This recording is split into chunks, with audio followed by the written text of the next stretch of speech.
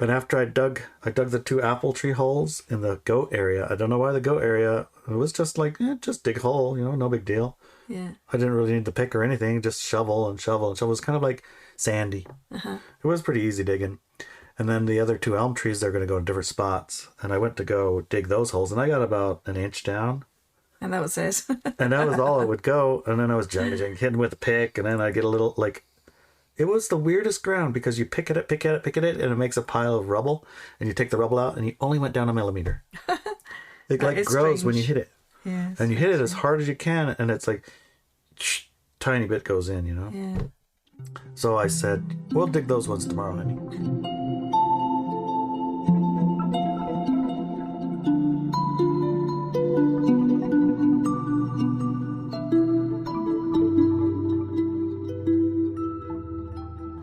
All right, welcome to another episode of Driving to the Rez. Now she's gonna bark out the other window. Babies, with Peavy. Come on, babies. Yes, Larry and Inelia. Yay! What a good girl. This is, of course, our first half. The first half of a 2-part show. Yes. And in this first part, we will be referring to I guess it's a newsletter, a published little article that you make and put onto Substack. Yes. PB? Really? PB? Come here. She just scored that a window. I closed the front door because she was barking a lot. There's something out there. That's bothering her. Well, so she's making it well known. Alrighty, hold on here a second. Okay. So go to drivingtherez.com. You can find the links to the article. And to the second part. We're going to great depth. On the second part, talk about things we wouldn't talk about in public. Yeah, with a panel of experts. Yes. All right, so let's begin. All right, let's do it. That would be you. Me? Yeah, you have to read some of this article. Get us started. Let's get this show started. Get this on the road. All right. You might notice a different background if you're watching the video. In the background, you will see something different than what is usual. And there's no roosters. So this article and this podcast is called There and Back Again, we hope. Yeah, we haven't done the back again. We haven't done the back again yet. As you can see behind us, it's very different.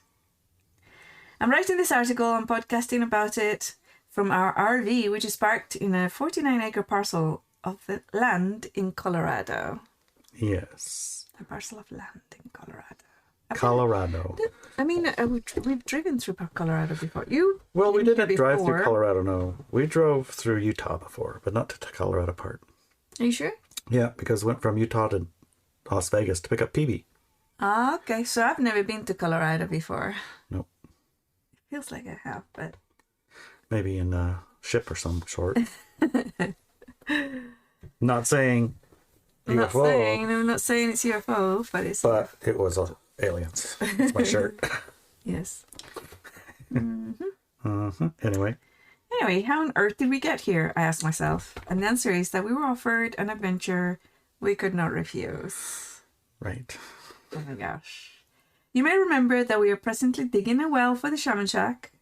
You may also be aware that the $20,000 budget we had for it was not enough to get us deep. As it turned out, we need to get to water. Yeah, it was deep enough. It was enough money to get us to where we thought there was water. But it wasn't. Not the water we wanted. Since the drill rig was in place, we asked the well driller to continue another 20,000. Yeah, it's kind of funny because it's like, how many more feet? We don't know. Go $20,000. How much does that get us? I know. And now we're $45,000 down and no sign of water. Yeah, so apparently $20,000 gets you $25,000. Yeah. Deeper. 450 feet down. Yeah, 450 feet. Our next guesstimate for the depth we need is 150 feet below sea level, which is approximately 20,000 more just for the digging. Yeah, once you get the hole, you got to get the water out of the hole if you get water. Yeah. But you don't get a guarantee you get water, but you do get a guarantee you got a bill. Yes. This is a depth none have gone before here in the area, but it's common enough in some other areas. Right. And, the area we're in, and even in parts of Washington, they go to 1,000 feet routinely. You mean we're in right now in Colorado? Yeah. Yeah. 1,000 feet, yeah. Why is this all relevant to Colorado? Because to raise the rest of the funds, we placed our first home, our liveaboard classic yacht, Inelia, for sale. Yeah, that got a lot of views too. Like 3,000, 4,000 people looked at it, clicked through it. And so many people like asking me questions about it. It was like, you know, at the same time I was selling my fishing boat and crab davit thing and winches and, you know, all kinds of different things trying to raise money to pay for our wealth stuff. Because there's a pretty big imbalance between how much money we raise and how much money we owe. And, you know, when you owe, you got to go. Yes. So anyway, the area got all the interest, you know. Mm-hmm.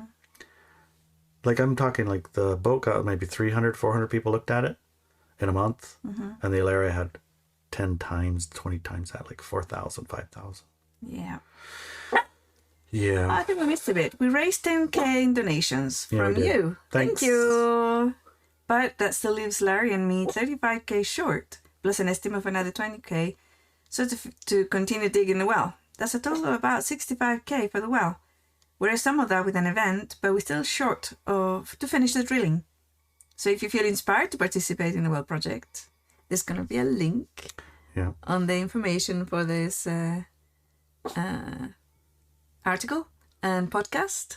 And you're very welcome to send us some donations towards it. And yeah, when you go look, you'll see this is a community well project. It's not like, can you dig a well for me, please? Mm-hmm. Although that's fine. I don't mind if you help me dig a well. Exactly. With all the work that we do, we accept help and support. Indeed. That's great. Yes.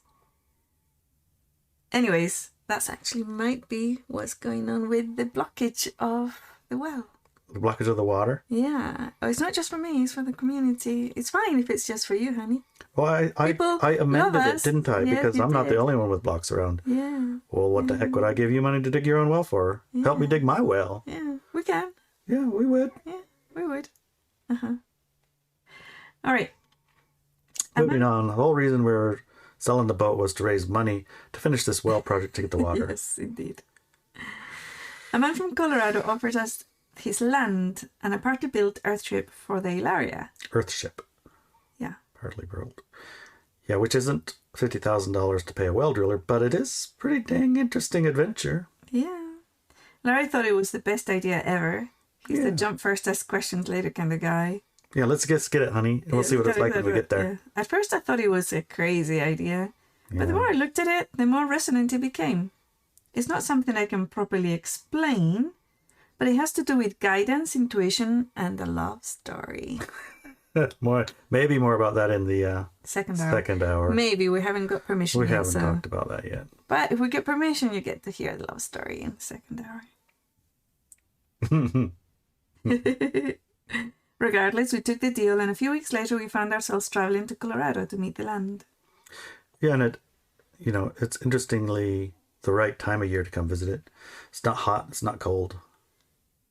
It's not too hot. Moderate. It's not too cold. It's not too dry. Windy. It's not too wet. It's not too windy. It's not too a lot of things because it can be an extreme environment here. It is an extreme environment here. It is an extreme environment. By the proof of the half-built earthship is half collapsed already because of the extreme environment. So, anyways, the trip is about 20 hours driving non-stop, but of course we also need to sleep, rest, eat, and take our dogs for a walk. And deal with the minor distractions that I tend to find on the way. What do you call distractions? Oh, look at this pretty thing. We should stop here and look at that. Yeah. Why wouldn't you, right? Because you're trying to get somewhere. Oh, okay. Yes, we brought Chinook, who you met in another episode, and Tiny, our Anatolian shepherd, to keep him company and teach him some road manners. Yeah, which was part of the reason we took the trailer instead of the camper. Usually we travel in the camper. Mm-hmm. But it's a bit tight. Plus, if you bring a puppy and a Anatolian, and it's not going to fit in there. No. You're going to sneeze a thon. Yeah. And They have to be inside the truck. They got to be inside the truck when we're driving. Just too tight. So we got trailer, gives us room to stretch out. And the whole back of the truck has a dog palace in it. Mm-hmm. And the dogs get to observe the scenery and sniff the air and, be dogs. Yeah. Their room is a mess and nobody cares. And they're outdoor dogs anyway. They're not indoor dogs. Anyways. It took us 2.5 days to get to the land. Which is practically miraculous. We towed our RV trailer, which made the trip more comfortable overall, and gave us a place to stay on the land while we were here. Although I do have one lesson learned from trailer and parking and sleeping. In our camper, we pass by this one area all the time when we're driving south. And I'm always tempted to stop. Oh, yes. Because, I mean, it looks like, just pull over. It's like a really big pullover. Quite a ways away from the road, a lot of them. Yeah, we're talking about 101, right? Yeah, it's on 101, but it's kind of an area of the 101 on the Hood Canal where it doesn't seem super busy. And it's It doesn't really seem pretty. busy, no. So one night on our trip, this first night, we happened to leave the Shamachak at like 6, which is a funny time to start your cross-country trip, right? 6 p.m. And we thought, well, if we don't get going, tomorrow morning is another thing, it's another day, so let's just go. And when we get tired, we'll stop and sleep. And usually we get to somewhere around... usually we tend to leave somewhere around 5 or 6 anyway, so we're used to... We've left before. We started that time, and then we started moving up, and then we actually left once at around 12.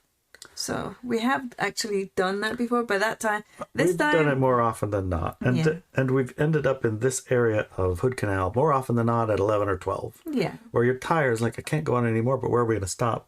So these little side of the road pullouts look pretty attractive. So with the trailer, I figured, what the heck? Because it's another hour or 2 hours driving. It's 2:00 in the morning. Let's just stop on one of these pullouts for once. Yes. And get some sleep. Yeah, well, no, don't do it. Just don't do it. What happened, honey? We were on a hill, kinda. It's like at the top of a hill, and then where it's flattening off. And when we pulled off to the side, it was pitch black, even though there was a light across the road. Yes. And you really didn't know what was around you, but there was like people trash. Looked like there's a lot of trash. And it just wasn't pleasant, right? No. At all. It was like, oh well, and we had to walk the dogs. Walk the dogs, and it turned out we were on a busy highway 101. It turns out there's people driving by at 60 miles an hour. Yes. Big giant trucks, little trucks, semis, vans, cars, everything. Yes. So it was hard to walk the dogs because you're right by a giant busy road.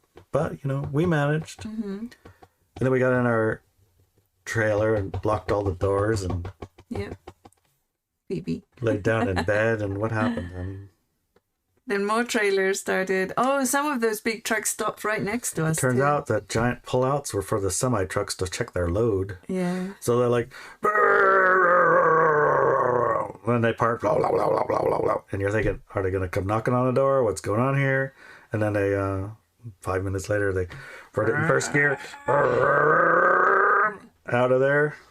And you don't get no sleep. Yeah. All night, every 2 hours, I was like, I guess it's just time to go. 2:00. No, I can't do it at 2. 4:00. No, I can't do it at 4. 6:00. All right, let's just get up at 6:00. Yeah.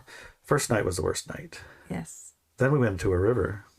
We did. You found us a beautiful river and a quiet place, and we slept like champions. Yeah, that was a really pretty place. It was a campground, actually. Yep. And the third night, I don't remember. Oh, we went to a Love's truck stop, which turned out to have an RV place. That we could back up and get water. It was another night that we got bullied around by water. Remember? Oh yeah, because the button for the water was left on the pump. Button for the pump was left on. I did it. And the faucet handle got bumped by something when we were driving. Yeah. It turned itself on and drained the whole tank. All the tank, all our water was gone. And I remember thinking, I'm feeling good because we have water, we were having a tank full.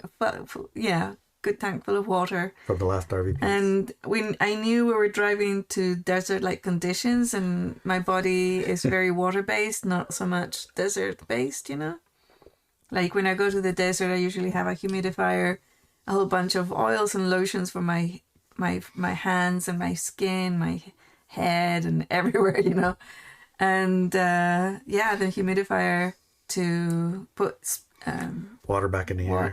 Into the bedroom especially. Right now our lips are a bit chapped and we're a bit dry. Yeah, so for me, having a tank full of water was essential because we were told the land has no water, no electricity, no nothing. So that was important to me. And then all the water's gone. And where we were going to stop, we were thinking we were going to drive all the way to the land that night, but we're not going to come all the way here with no water. Exactly. So we stopped. So we were like going to stop. We couldn't stop. Everywhere we checked and stopped, they said, nope, you can't have no water. Yeah. So we kind of got bullied to go to Love's, which turned out to be fine. Yeah, it's fine. But the water pushed us there, and that woke us up in the morning with a 2-hour drive, and it was nice. Yeah. I really enjoyed that. It's a good job stop. that actually, we got here in time. It was better that we got here. You had a feeling not to get here at middle of the night. Yeah, and there's a reason for not have gotten here at the middle of the night, 1 or 2 or 3 o'clock in the morning. Oh my God, that would have been the worst. That would have been really bad, yeah. So, carry on with the story. Okay. After a long drive in about an hour before sunset, we found the gate locked. Fortunately, that must have been earlier. Oh, no, it was... We had a 2-hour drive, but it took us way more than 2 hours. Yes, it did. It took us a lot more longer than 2 hours. I don't know why. I think because we woke up late, of course. Walked the dogs. Oh, yes. We had a meeting. I think we had a podcast or an after party or one of these things. So we actually... And we didn't leave Love's until 1 o'clock. Yeah. That's and then we right. stopped somewhere and then, So we got here to the land at about 4 or 5. And sunset is like 6 or 7. 6, yeah. I wanted to get here and set up in the daytime, Yeah. So when we got here, about an hour before sunset, we found the gate locked. Fortunately, the previous owner had given us a key. Unfortunately, there were 2 locks. Oh no, it was the worst. The one lock, I unlocked one and I'm like, oh no, there's a giant lock on here, not this lock. Yes. Now what do we do? Apparently there was a dispute with the person whose land we had to go through to get to the parcel. But it's kind of like, I don't know if we could really count that 10 feet through his land as his land, but I guess so. It's just the side of the road, right? Yeah. You drive the road, and then at the corner of the road, you go through the gate into the land. And it's like, that's 10 feet, man. Yeah. I don't know how that counts. For him it counts. For him it did, so. Yeah.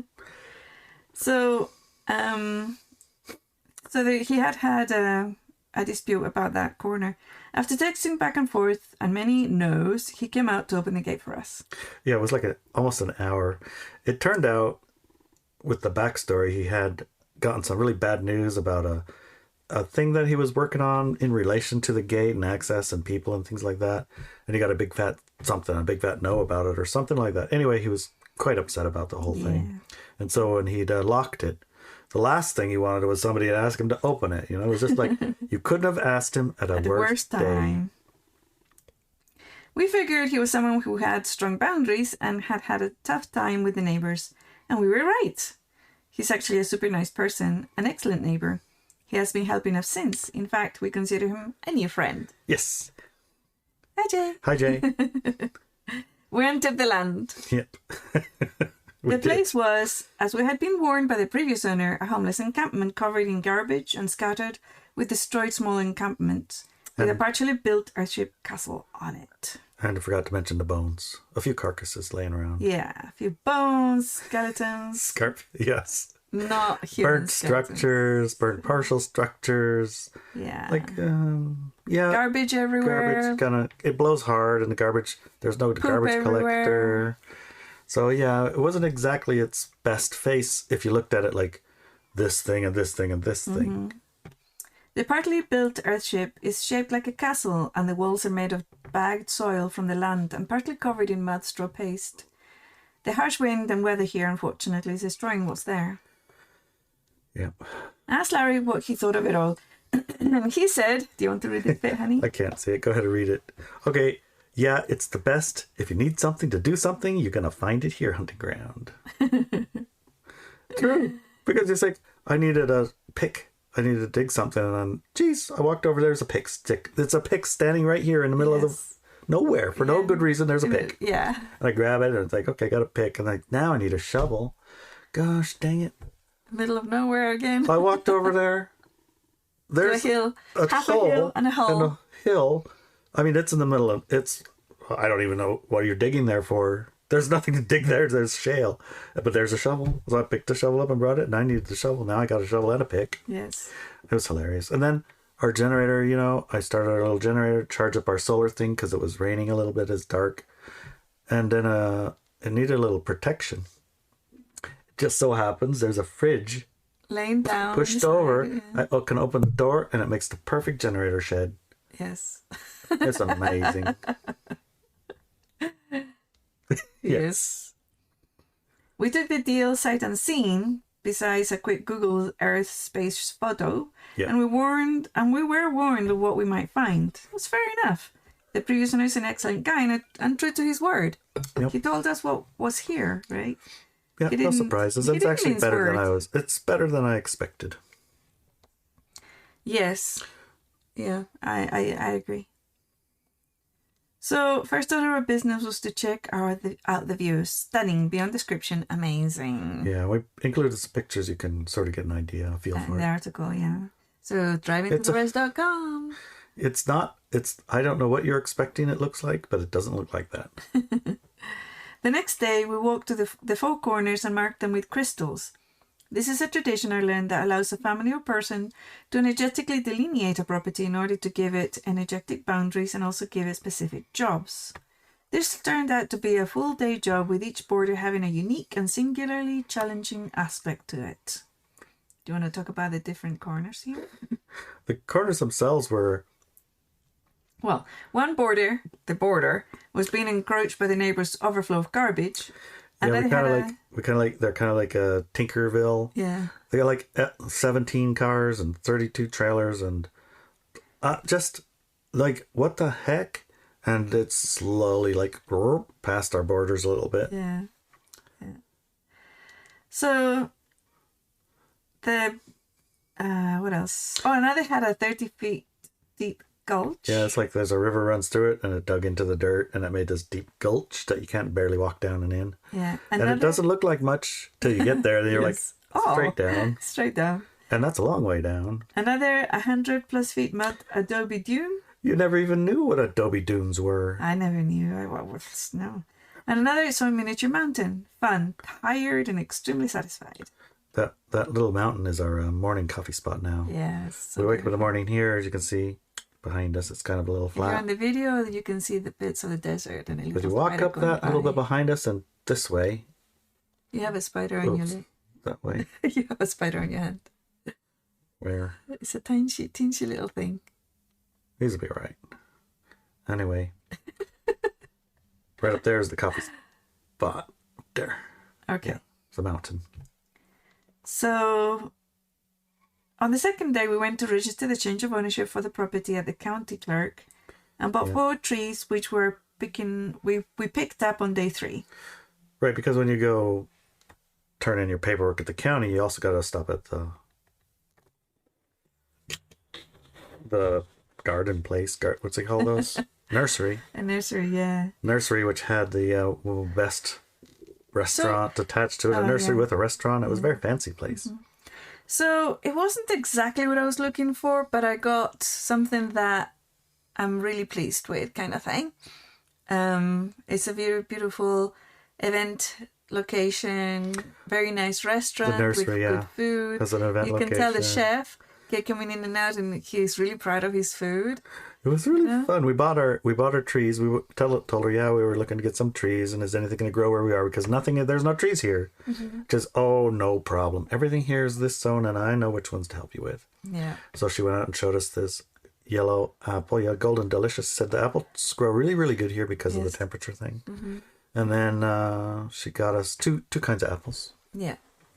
And then some kind of elm tree, which gets really tall, helps wind break, and it grows quickly. You know, so it's like when we get a few trees like that planted around, when the wind's blowing really hard, it's gonna to slow it down, and maybe then the grass will start growing, and all those things. Mm-hmm. Anyway, it's a start to rehabilitate. I don't know about rehabilitate, but reform the land into one that's more supportive of humans. What we want. Yeah, because this is the remnants of a giant, billion, jillion, quadrillion mountain blowing up to smithereens right behind us. It turned it flat. Yeah. See that black line right there? Right there. That is a plateau that used to be 5 times taller in a mountain. And it totally blew. No, yeah, so there's like Lava everywhere. Yeah, volcanic rocks everywhere. Pumice, all blubbly, Yeah. And dust. Right, so that's primary. I think those Adobe things are They're shale. shale. Yeah, that's from when the thing blew up. It had a lot of flow of stuff. The silt super duper thick, and the silt turned into rock, and the rock's shale. Okay. And now the shale is being eroded by the rain and the wind and all that, and it turns into that clay mud stuff. Mm-hmm. And now it looks like land, like a moonscape. It does. Moon dune. Half of the land is moonscape. half of the land is on the moon. Yeah, totally. Yeah. Anyway. Anyways, what was funny was we bought our trees, and remember what they brought us? Snacks. Oh, they did when we were picking for the out. trees. And the chef came out with a new dish dish. that he wanted the person, the owner manager, to owner or manager, we don't know who it was, but he wanted for them to test it to see, is this good to put in the menu?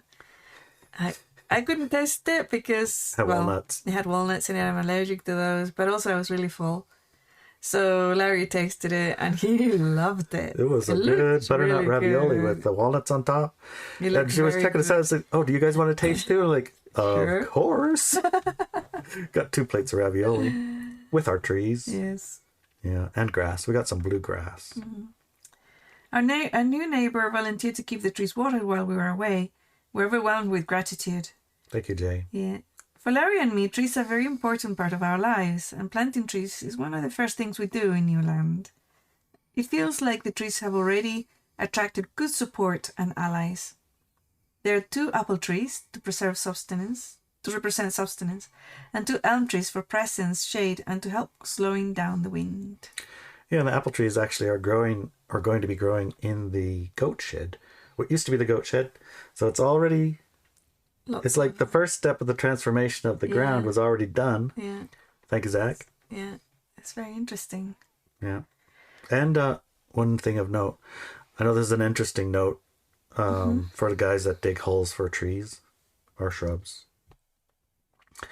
Where the goats were, I dug the holes and it was easy, no problem. And our neighbor Jay came over to help me dig and plant the trees. Again, thank you, Jay. But after I dug the 2 apple tree holes in the goat area. I don't know why the goat area. It was just like, just dig a hole, no big deal. Yeah. I didn't really need to pick or anything, just shovel and shovel and shovel. It was kind of like sandy. Uh-huh. It was pretty easy digging. And then the other 2 elm trees, they're going to go in different spots. And I went to go dig those holes, and I got about an inch down. And that was it. And that was all it would go. And then I was hitting with a pick, and then I get a little like... It was the weirdest ground because you pick at it, and it makes a pile of rubble, and you take the rubble out, and you only went down a millimeter. It like grows when you hit it. Yeah, and you hit it as hard as you can, and it's like tiny bit goes in, Yeah. So I said, "We'll dig those ones tomorrow, honey." Jay came by that night. He said, "You know what? On Monday, I'm going to rent a backhoe. Why don't we just backhoe these? Spare the cost." I'm like, "That's a good idea, but we ain't going to be here on Monday," right. Which is tomorrow, and we are going to be here till Monday. Well, so, we plan to leave first thing in the morning. See how that goes. We'll see how the plan goes. Either way, I put those 2 holes, the holes that I couldn't dig. Jay came over when we said we were going to be gone. He said, "Well, I'll help you anyway." He has like 100 holes that he's dug by hand to make his fence. That's crazy. Yeah, I didn't realize how hard it was. When he came over and I'd already dug the apple ones, and he looked, he's like, "Oh shit, you already got those dug." I was like, "Yeah, they were easy. I don't know. It's no big deal." He's like, "That's the first time I've heard of that. I've never seen anybody dig a hole here yet." So it's like, "All right, well, let's go dig the other 2." I said, "Yeah, that were harder." And it's like, "Okay, good." So we already have this big metal pole with a sharp point at the end. I mean, it's like 10 feet, 8 feet tall, maybe 9 feet. It's big. You bash the ground, and then you dig out an inch, and then you bash the ground. So we did that for a little bit. Until it like stopped. It's like, stop moving. It's like all the bashing you do and nothing was happening. He said, "All right, go get a bucket of water and pour it in." And he was expecting me to start arguing. And I said, "Okay." I went and got a bucket of water and I poured it in. And he looked at me and says, "Well, that's unusual." I said, "What?" "You just listened." It's like, well, shit, I don't want to dig that hole any more than you want to. Pour some water in it. Sounds good to me. I'm sure usually you'd get like, but it's going to turn to mud and blah, blah, blah, blah. He said, no, just watch. So pour some water, now go in another bucket, pour another one in there. All right, let's go work on the other one for a minute. And we went and worked on the other one for a minute. We're digging, and we're getting to the part where you just can't dig no more. It's literally cement that when you bang on it, it makes dust. It's pointless, fruitless. It's no point. So he said, okay, now go get some more water. And I put the water in there, and he said, let's go to the other hole. I went to the other hole. The whole bottom turned into, it like puffed up. And then you pour a little bit of dry dirt on it, and then you put your shovel in there, and it's the easiest thing you've ever done. The dirt just comes out all by itself. That's amazing. It was incredible, and it was soft. And then when you get to the hard part, you pour more water in. You just keep doing that. He said the best tactic, that's his favorite tactic, is to get down to where you can't dig no more, then pour some water in there and come back 24 hours later. That way you have plenty of break between digging. Right. Yeah. But it really only took about 3 hours, or not even that, an hour. Nice. Either way, I got the 2 elm trees. This hole's dug with Jay's water in the hole technique, which he was very happy to have shared. And I was so happy to have learned. So sometimes, just zip it and open it and just let those around who've been around, let them tell you what they know and see what you learn. Anyway, let's go. So when we got back, we started cleaning some of the garbage up and also putting away building materials that had been left exposed outside and were getting damaged. Yeah. When the job is huge, take small steps, a bag here, a pile there, progress. Something big, something small, makes the whole thing manageable. Yeah, and thanks, Jay. That's something, here's another little note you probably didn't know. The day before we got here, Jay got hip replacement surgery. Are you kidding me? He'd just come out of surgery? He'd just come out of surgery. And he said, okay, I'll come over and help you move all that construction supplies. It's these big, I don't know what you call them, I-beams made out of wood. They're like 20 foot long. Yeah. And there's easy 100 of them. And they were out in the sunshine, so they were getting bleached and ruined. Yeah. So I wanted to bring them in and put them in a covered area. So at least they'll be good to use when and if we ever need them. And he wanted to come over and help. And I'm like, okay. And so he shows up and he tells me he got surgery the day before we got here, only a couple of days ago, on his hip to replace his hip socket or whatever you do, hip surgery replacement. I said, well, you don't need to help me with this if you just got surgery. Don't hurt yourself. And he said, I wouldn't have offered if I didn't want to. So I said, well, okay, I guess I have heard that it's better for recovery if you use it until, it keeps the blood moving. And I don't know, it helps recovery faster. So I was like, okay, if you want it, that's fine. But, if it starts hurting, don't be shy to stop. Right. So we got to going, right? And he was limping. I tried to figure out, without saying it, how to put him in the place where he had the least amount of the weight and climbing overs and the weights and the time. So he's at little short distances. And I maneuvered it so that I did all of the climbing and the lifting and the heavy stuff, and he could do the helping and the moving. And you could tell he was starting to get tired, but even though there was like 6 or 8 left, I was like, Dad, don't worry about the rest. I'll get it. He's like, no, we're going to finish it. It's like, he's going to finish it if he started. He's stubborn.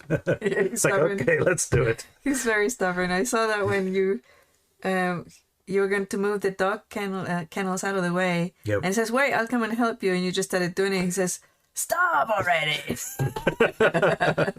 I'm going to help you. Yeah. Anyway, we all have a nice steak dinner or something. I think so.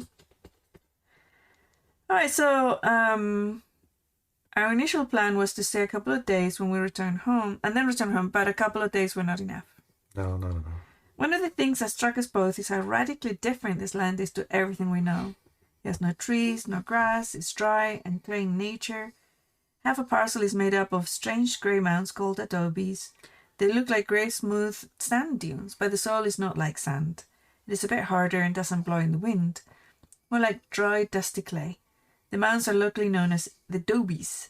A quick search on the name told us that the Adobe Badlands are a feature of the state of Colorado. Well, we will tell you more about this adventure in our podcast, Driving to the Rez, which we're doing right now for the second hour, right? Don't forget about that. And one of the things we will be discussing is the guidance systems that led us here and how similar the situation is with the 3 properties we have acquired in the past.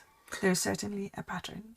And we'll do that. There's a pattern to this. Like, should you yes? Should you no? How do you go about it? What is the process of finding and picking land? Sometimes the land finds you and sometimes you find the land. But even, I mean, it's not like they're into 100 opportunities. If I went on the internet and said, find me some land in Colorado, how many things you could come up? I know. If I had no inkling of Colorado, no, it wasn't even in my vocabulary as a place.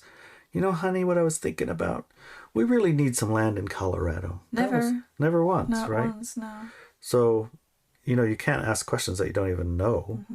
So how do we end up here? What the guidance is and how does it work? And how do these orchestrations go? And when these orchestrations present themselves, are they something that you should do or not do? How do you even decide all these things? So that's what we're going to go in the second hour over. Yes. And share our stories with a couple of our other properties that same things happened with. Yeah. And check in with our experts, see if they got questions or if they have the same kind of experiences. It'd be interesting to see. Yeah. I'll see you then. Yep. See you then. Yeah. My paternal grandmother came from land settling, ancient farming community people, owners, right? They owned land and then they would farm it, not literally themselves, but they would have people, right, to farm it for them. And when they would grab a plot of land, the first thing they would do was to plant an orchard. And I never knew why, but if you trace back the establishing of a land that could be called yours in legal whatever, say 1800 and way beyond that, like 1400s, even beyond that.